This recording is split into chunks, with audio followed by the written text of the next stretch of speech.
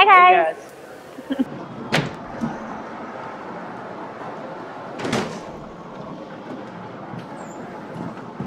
Hey folks, I'm Tina Hui with Follow the Coin, and this is... Hey, I'm Marshall, CTO of Final Hash. So what does Final Hash do? Final Hash, we do all sorts of things. We do mostly consulting in the hardware space. We do a lot of tape outs for chips. We do a lot of compliance and banking. We do OTC transactions because we have a money services business. We do a lot of biz dev, data center build outs, those kind of things. So, given that you're in that regulatory space, what are your comments on, all of the rollouts with the SEC at the moment? Yeah, so it's just the people who didn't follow the rules from the beginning that are starting to see the backlash at this point. We have some customers that they're not going to be affected in any way, even though they're in the regulatory space. It's just because they did the paperwork right the first time. So is that your advice for everybody? Get your paperwork right? The advice would be take the time, don't take shortcuts, and put in the money it takes to be compliant. Because then you don't have any crazy situations later like going to jail. So if they were interested in getting more compliant, who can they reach out to be compliant with? So compliance is a kind of a fickle thing. Generally, you're going to want some really good legal counsel. Of course, Final Hash offers those things, but really good legal counsel is the first step. Good legal and just counsel. Get ready for a very long road. It's going to be a long winter. That's right. Yeah, well, the subpoenas are rolling out, so... Yeah, there's a lot of subpoenas rolling out, actually. In 2 weeks, it's going to be a really interesting time. I keep hearing that. So, I mean, it's kind of scary. We're here at Money2020. That's right. I mean, what did you think of Money2020? It was cool. A lot of faces that I haven't met a lot of new people, met a bunch of old friends. You met me? Met Tina, of course. How can you not meet Tina, right?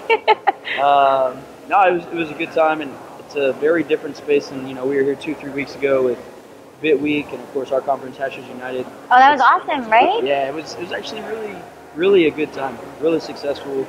A lot of people, and that was a very interesting week for sure.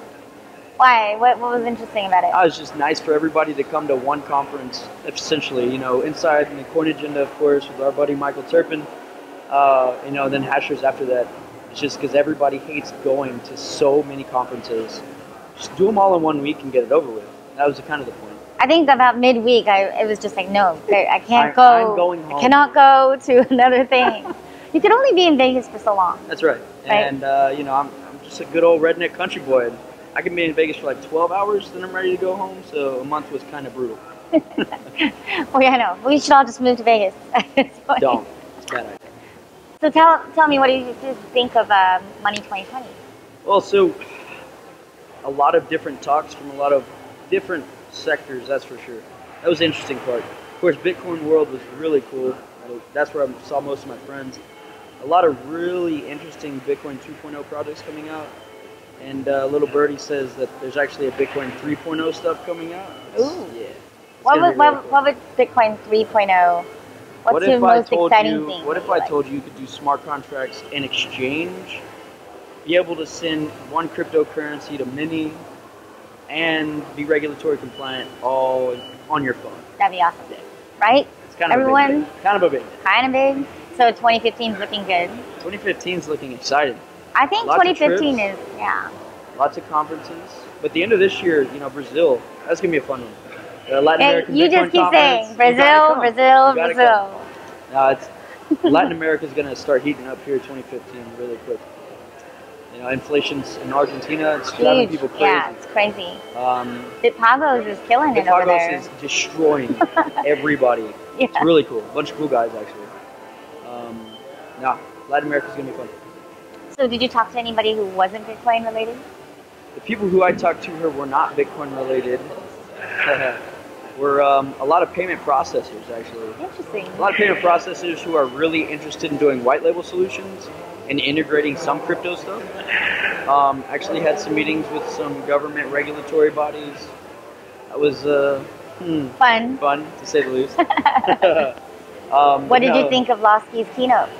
Well, funny story. So I landed during Lawsky's keynote in Vegas, and I get on Twitter, and I just see people just blowing up Twitter about Ben Lawsky. And I don't really think he had too much bad things to say. He kind of wanted to help a lot of people who don't have the money or the time to do compliance if they're in the startup mode. I think that's very helpful, actually. The temporary That's bit right. license. That's right. Yeah, that would be interesting to see what that The key to looks success like. for Bitcoin, one of the keys, in my opinion, is people playing ball correctly. Because too many times where, people just get tied up because either they don't know how to do it right or they just don't play ball. So having somebody to shepherd you through the process is really important. Yeah. I mean, well, that's what's interesting, I think, is people forget often that everybody's just running new companies. That's right. Sometimes it's Running their a new first company company. in crypto that's tough. I'm so glad that wasn't my first company. Yeah. You've got to learn what's a P&L statement, what's a budget, all that. Plus, you've got to learn crypto. Right. And that breakneck speed for a lot of people is too much. Yes. I mean, you see it everywhere. So, right? Yeah, of course. Awesome. Right, well, thanks. It was really good meeting you. Yeah, for sure. We're buddies now. Yeah, it's my homie. Woo! I'm a homie.